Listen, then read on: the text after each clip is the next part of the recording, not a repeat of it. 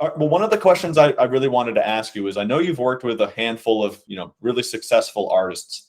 And a question I had was, when you find yourself with different artists, do you find that you more or less play the same role each time? Or are you really adaptable and kind of fluid where, It's adaptable. Yeah. Because Okay. everybody comes to me relatively new. So yes, I've worked with Master P and Eminem and Cash Money, blah, blah, blah, but they were brand new when I worked with them. They weren't to the level where they are today, Right. So, and everybody has different trials and tribulations. With Cash Money, they were dropping music really quickly, but they were only marketing it in their home city. So I stepped in and brought them bigger. Eminem came out at a time when white boys couldn't rap. So it was his race that was inhibiting him, and the fact that he didn't have money. I'm trying to think of different examples.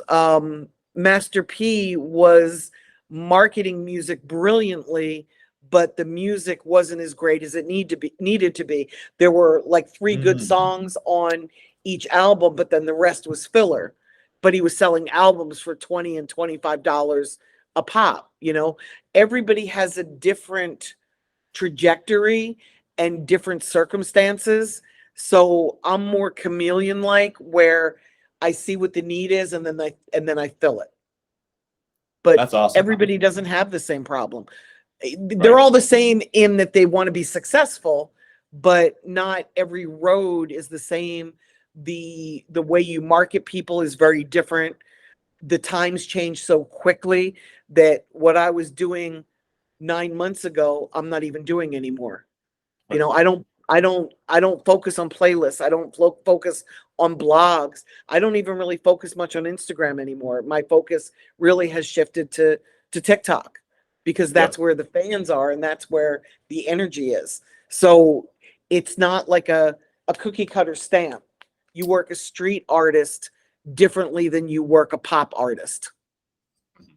Well, I think that's so important. I see so many artists that are looking for that, like, well, what is the step-by-step process that every one of us can use? Different for everybody. There is no exist. cookie cutter. I wish there was a cookie cutter. It would probably be easier. We'd probably have less fans because everything would sound the same, but it's not quite that easy. And it's all work. Like, whatever you decide to do, you've got to give it your all, because on the best day, this is a lot of work. So on the worst day, it's 50 times more work. Yes. And I can understand why artists can get disheartened, and because what I wish I could tell them and what I think they want to hear is that if they're talented enough, that's enough. It's not. Period. And it's not. It's never been enough. I don't know where that came from. Because movies. That's never been, and that artists have always thought that, and it's never been true. Never been true. Never. So much of it is networking and being in the right place at the right time, and yes, and being prepared and ready. Being prepared. Oh, I cannot tell you how many, I work with artists who tell me that they want to tour, which is a great goal. But then I'm like, okay, well, do you have a 40-minute set list down, that if the venue in your city, hey, the whoever Bruno Mars is playing tomorrow and the opener got sick and we found your video, can you play? What are you gonna say? No? So I think just being prepared, knowing is everything. It's everything, and knowing the name of the game enough to know what you're actually trying to present to a venue or a manager or a radio station. Yes. They want you to be talented, sure. But if I own a venue in New York City, if some guy comes out and plays a dial tone in the microphone, but he sells out every ticket, do I really care if I think it's amazingly talented? Or vice versa, it could be the most it's a business. Right, exactly. And it could be the most amazing piano player I have ever seen. And if 9 people bought tickets, I'm not happy. And I wish that I could tell artists that.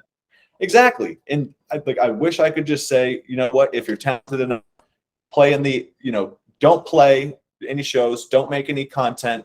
Word will get out somehow that you're really talented, and a record label will come knock on your door and give you a deal. It's magic. It's magic. It's crazy. You know, I've also noticed that when artists are up and coming and they find another artist that they look up to and they want to go and study them and mimic their moves, they can't mimic what they're doing now. They've got to look at what they did to get on and then mimic the idea of it, not the actual steps that they took, because everything changes so fast. You know, we use Russ a lot as I was just gonna say our success, and Russ was amazing, but you know what worked for him when he was coming up might not work today. The repetition does, and the consistency does. We still drop music weekly or bi-weekly in my office, so that part of it still works, but you can't look at Lil Wayne or Drake and say, oh, well, when they come out, they get spun on the radio and they buy some billboards. So I'm going to go to radio and I'm going to buy some billboards. It won't work. They're, 10, 12, 15 albums in their career, and people know who they are. Right. It's a little different. So you've got to compare yourself to other people that are just starting out, even though you're competing with Wayne and Drake and all the heavyweights. Right. That's such a good point. I think a mistake I see artists or independent artists who are just getting started, a mistake I see is like they might go to a popular website, maybe something like World Star or The Source or something like that, and they'll pay $1,000 to be like a banner ad on the homepage for 2 days or something. And like you said, if I already know, nobody knows them. I don't know you, right? If it says new Wiz Khalifa album and I know I like Wiz Khalifa, great, it registers, and now I'm ready immediately. Yes, but you can't introduce an artist to folks on a billboard or with a banner ad. No, it's oral. They need to hear it. It's not going to work for them to see you. First of all, the amount of times they'd have to see it to go, all right, let me check this out. I see this all the time. That amount of money you have to spend to get somebody to check you out just on the I want to know who this is tip would be in the millions. And most artists don't have millions. Yeah. So it's just not a good way to market.